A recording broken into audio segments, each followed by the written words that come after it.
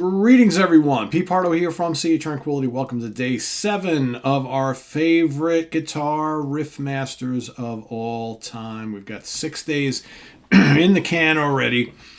Day number 7, another really special one. So, of course, if you're just tuning in for the first time, what we're doing each and every day here in the month of April in 2023, we're picking out one of our 30 favorite Riff-Masters, those guitar players who kicked ass delivering memorable riffs that you remember always, just as important as like the vocal melodies, right, or the main hook of the song. You remember that riff that, generally speaking, opens up the song and is played kind of periodically throughout and repeated throughout the song.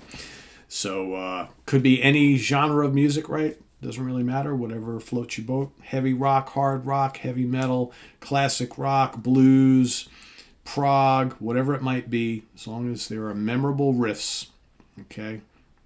And remember, we're kind of being real loose with riff. It's some kind of repeating guitar pattern. Could be crunchy power chords, could be some kind of really cool little progression that they play. And again, usually opens up the song and then is repeated periodically throughout the track. So today I'm going to go to Canada for this particular guy. Of course, you know I always give it away with the thumbnail. I'm wearing the shirt as well. Mr. Alex Lifeson, one of the absolute greats. This was a tough one trying to pick out 3 of my favorites from him because he's got a lot of great ones all throughout so many decades of Rush music and so many great albums. But you know, like each decade brought a different type of style of riffing from Alex Lifeson. So I had to figure out, it's like, okay, do I go with the earlier, excuse me, much heavier stuff?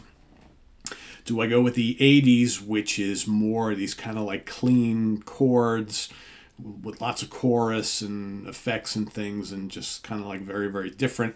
Or do I go with his return to chunkier fare like in the 90s and into the 2000s? So ultimately I decided, well, you know, I'm a heavy riff guy. Got to go with the earlier stuff, right? To me, that's when Alex was really into laying down some molten riffs, right? So I'm going to go all the way back to the first album. This was tough because I'm like torn between 4 of them. And I'm sitting here thinking, well, what am I going to do? Well, I think I'm going to have to ultimately go to 2 of them off the very first album called Rush. I'm going to have to go with What You're Doing, right? Bum, bum, ba-dum, ba-dum, bum, bum, ba-dum, ba-dum. I mean, very cool. Again, kind of like a blues progression, but nice and fuzzy and heavy, right? And then you got to have Working Man. Gotta have Working Man, just bulldozing Brontosaurus riff.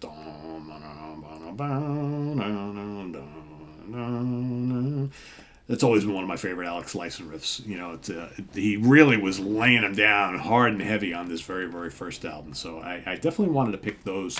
Well, Working Man was a given, right? In the end, What You're Doing was a last-minute replacement. I'll tell you what was going to replace. So now I have... what's number 3, right? Ultimately, I decided to go to 2112 for Passage to Bangkok because I think it's so kind of mysterious. It's heavy. It's mysterious, right? They got that kind of like Asian thing going on it, right? It's got this very, very cool sound.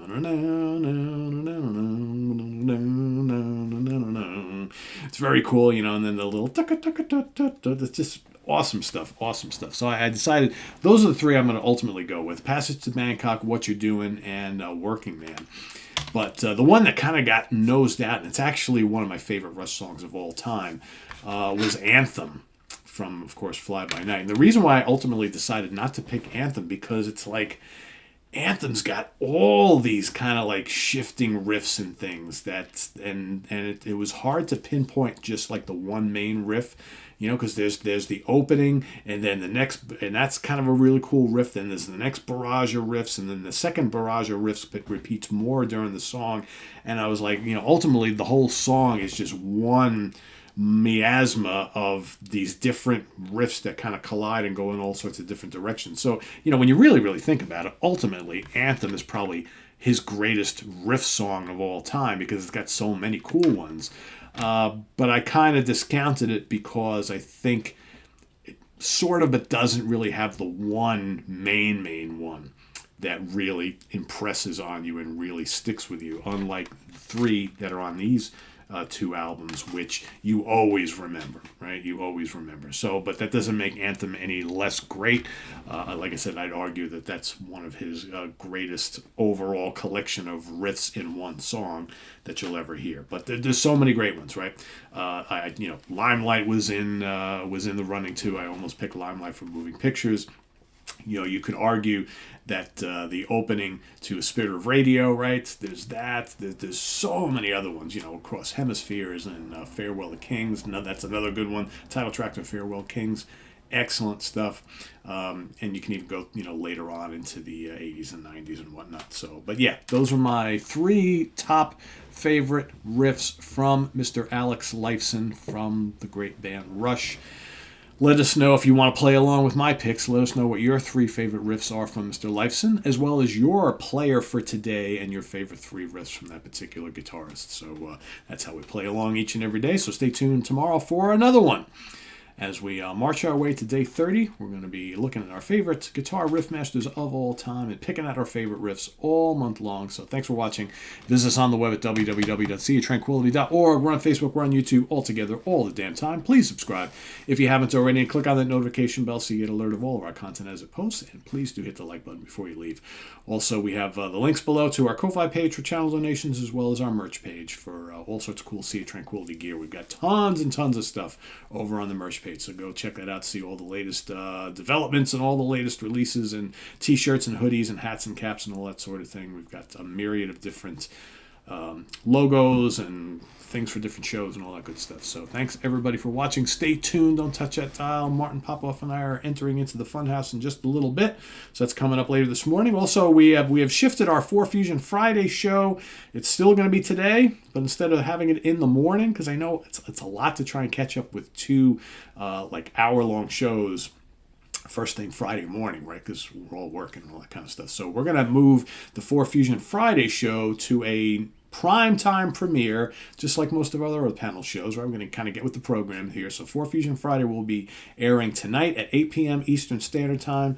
And each and every Friday, first Friday of every month that the 4 Fusion Friday show airs, it will be coming at you in the evening as opposed to early in the morning. So stay tuned for that tonight, Friday night, 8 p.m. Eastern Standard Time, here on Sea of Tranquility. So thanks for watching, everybody. Coming up this weekend, we've got the UK connection happening tomorrow. Simon, Steven, and I will be back at you once again, ranking the songs on a classic album. That classic album is Metallica's Ride the Lightning.